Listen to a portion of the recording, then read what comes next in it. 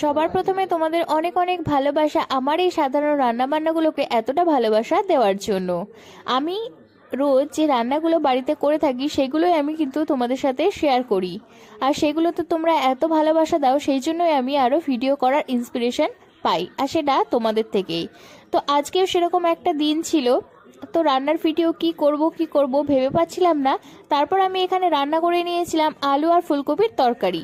যেহেতু ছিল বারটা শনিবার আর সেদিনকে বানিয়েছিলাম, তাই ভাবলাম যে আজকের এই রেসিপিটাই তোমাদের সাথে শেয়ার করে দিই। আর আমার রান্নার ভিডিও করতে ভীষণই ভালো লাগে, সেই জন্যই আমি প্রত্যেক দিন চেষ্টা করি একটা একটা করে ভিডিও তৈরি করার। তো এটা নিশ্চয়ই তোমরা সকলেই বাড়িতে বানাতে জানো, খুব সাধারণ একটা রেসিপি, তবে আমি কিভাবে বানালাম সেটা তোমরা স্টেপ বাই স্টেপ দেখতেই পেলে। খুব কম মশলায় আমি এটা কিন্তু বানিয়েছিলাম, খেতে অসাধারণ হয়েছিল। তো তোমরাও শীতকালের দিনে এরকম সবজি নিশ্চয়ই খেয়ে থাকো, আর খেয়ে তোমাদের কেমন লাগে সেটা